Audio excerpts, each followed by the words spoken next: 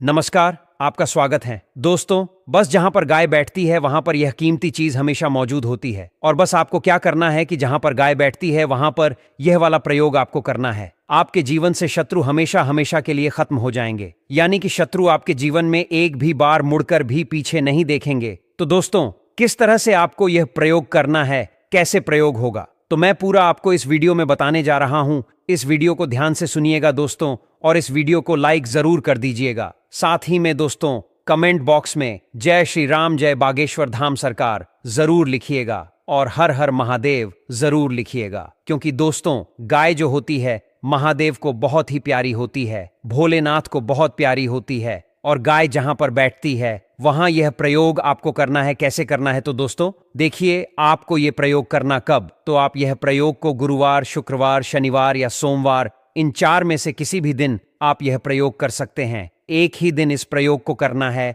लगातार नहीं करना, लेकिन एक ही दिन में आपको वो चीज मिल जाएगी जिससे कि आप हमेशा हमेशा के लिए अपने शत्रुओं से छुटकारा पा लेंगे। दोस्तों, यदि आपको भी शत्रुओं ने चारों तरफ से घेर लिया है और आपको लगता है कि शत्रु आपको चारों तरफ से घेर करके बैठे हैं और आप चारों तरफ से शत्रु जो है वह आपके पीछे पड़ गए हैं, तो दोस्तों यह वाला प्रयोग निश्चित रूप से आपको करना है। और किस तरह से प्रयोग करना है, कैसे करना है, तो मैं इस वीडियो को आपको बताने जा रहा हूं। तो दोस्तों, विशेष ध्यान दीजिएगा। आपको करना क्या है, आपको सबसे पहले आपको गाय को, जहां पर गाय बैठी है ना, जहां पर आप देख लें कि कहां पर गाय बैठी है, तो जहां पर भी गाय बैठी है, जैसे 1:02 के करीब, लगभग ये मान लीजिए कि जैसे 1:02 से दिन में 1:02 से और 2 बजे के बीच का समय होता है कि गायों के बैठने का समय वो हो जाता है। तो जहां पर वह गाय बैठी है वहां पर आप देखिएगा, गाय कोई सी भी हो सकती है, काली भी हो सकती है, गाय सफेद भी हो सकती है, पीली भी हो सकती है, लाल भी हो सकती है, कोई सी भी गाय हो, गाय का कलर मैटर नहीं कर रहा। इसमें यह है कि गाय जहां बैठी है हमें वह जगह ढूंढनी है ना। तो जहां पर गाय बैठी है वहां पर आप क्या करेंगे, आप उस गाय को वहां से उठा देंगे। अब उठाने का तरीका क्या है, या तो आप ऐसे उठा दें डायरेक्ट, या फिर आप कोई रोटी वगैरह रख दें, तो रोटी की वजह से गाय माता अपने आप ही उठ करके वहां से चली जाएंगी और रोटी खा लेंगी, तो वहां से उठ गई, वो गाय की जगह खाली हो गई। अब दोस्तों, वहां पर आपको क्या करना है, ध्यान से सुनिएगा। आपको एक लेना है तांबे का सिक्का। अब दोस्तों, तांबे का सिक्का नहीं है तो तांबे का छोटा सा तार भी आप ले सकते हैं। तो तांबे की कोई भी चीज ले सकते हैं, है ना।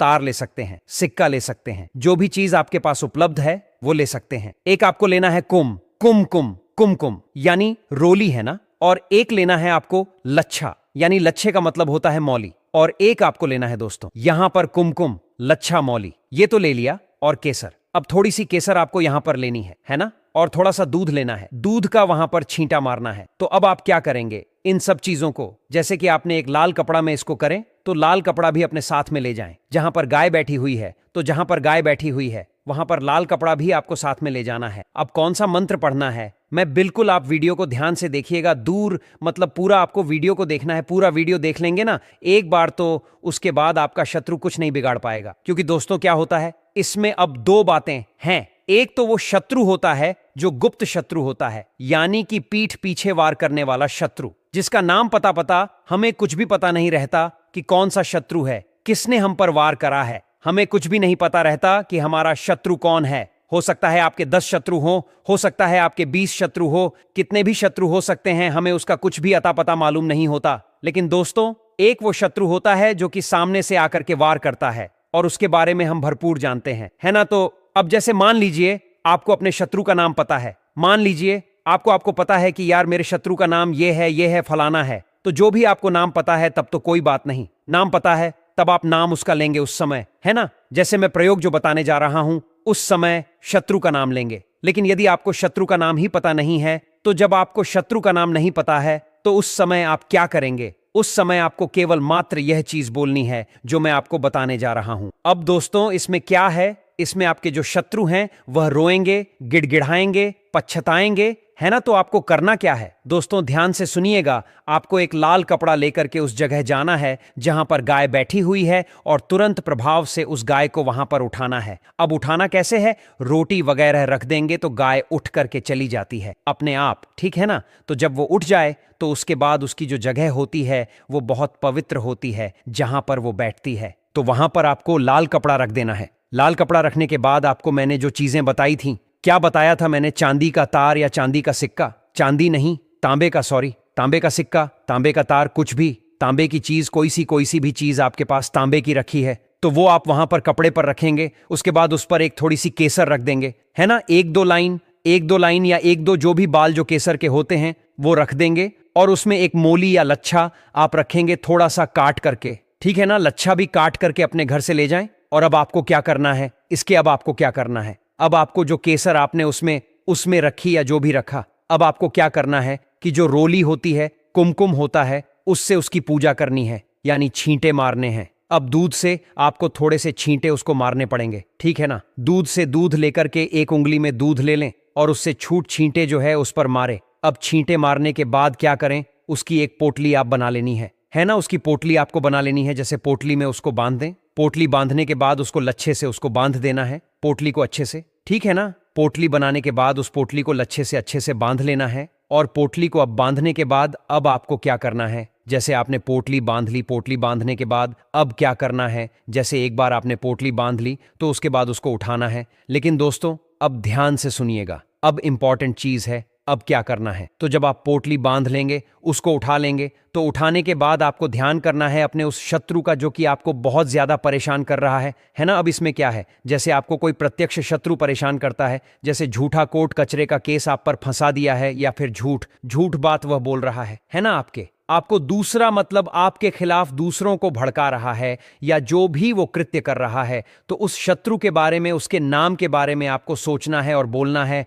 ओम नमः शिवाय, मेरा सारा काम हो जाए, ओम नमः शिवाय, मेरे सारे शत्रु मर जाए, ओम नमः शिवाय, मेरा यह शत्रु मर जाए। अब दोस्तों देखिए, आपको ओम नमः शिवाय बोल करके मुझे इस शत्रु से छुटकारा दिलाएं, ऐसे आपको बोलना है। कौन सा शत्रु जिसके बारे में आप सोच रहे थे, जिसका नाम आप सोच रहे थे, मान लीजिए आपके शत्रु का नाम अजय है, तो आप क्या बोलेंगे, ओम नमः शिवाय अजय से मुझे छुटकारा दिलाएं, ओम नमः शिवाय अजय से मुझे छुटकारा दिलाएं। इस तरह से आपको 11 बार पढ़ना है, ठीक है। अब यदि मान लीजिए आपका कोई ऐसा शत्रु है जो प्रत्यक्ष नहीं है, जो 1000 शत्रु आपके पीछे पड़ गया, 100 शत्रु पीछे पड़ गए, या हो सकता है कि 2 शत्रु पीछे पड़े हों लेकिन उनका नाम आपको याद नहीं है, आपको यह नहीं पता कि आपका शत्रु कौन है। तो जब आपको यह नहीं पता कि आपका शत्रु कौन है, तो आपको यह मंत्र बोलना है, फिर पोटली उठा करके, ओम नमः शिवाय, मेरे सारे शत्रु मर जाएं, ओम नमः शिवाय, मेरे सारे शत्रु मर जाएं। तो दोस्तों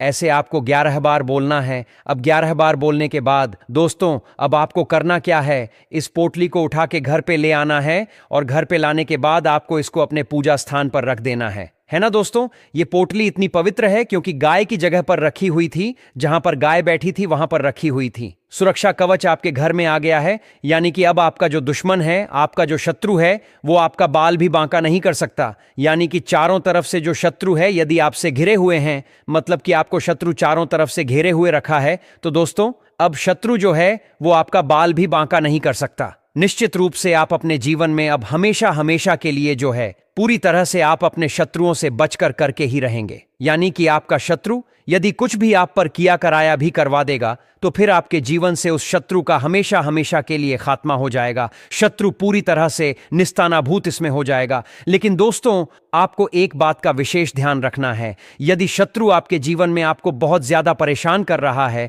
बहुत ज्यादा दिक्कतें दे रहा है, और यदि बहुत ज्यादा आपको तड़पा रहा है, आपके ऊपर झूठा कटकजरेगा का केस कर दिया है, तो दोस्तों यकीन मानिए इस उपाय को करने के बाद वह यदि अब आप पर कुछ भी किया करवाएगा तो शत्रु अपनी मुंह की खाएगा। आप खुद देखिएगा, आप खुद देखेंगे कि आपका जो शत्रु है वह पूरी तरह से बर्बाद हो जाएगा, पूरी तरह से निस्तनाबूत हो जाएगा। देखिए, जब शत्रु की बात आती है तो समस्या 2 प्रकार की होती है। पहली, वह छिपा हुआ शत्रु जो पीठ पीछे वार करता है, उसका नाम पता तक हमें ज्ञात नहीं होता। किसने हमारे विरुद्ध षड्यंत्र रचा, किसने हमें नुकसान पहुंचाने का प्रयास किया, इसका कोई अंदाजा नहीं होता। आपके 10-20 या असंख्य शत्रु हो सकते हैं, परंतु उनकी कोई सूचना हमारे पास नहीं होती। दूसरी ओर वह शत्रु होता है जो सीधे सामने से आक्रमण करता है, उसके विषय में हम पूर्णतः जानकार होते हैं। अब यदि आपको उस सीधे शत्रु का नाम ज्ञात है, जैसे कि कोई विशिष्ट व्यक्ति, तो स्थिति स्पष्ट है, आप उसका नाम स्पष्ट रूप से ले सकते हैं,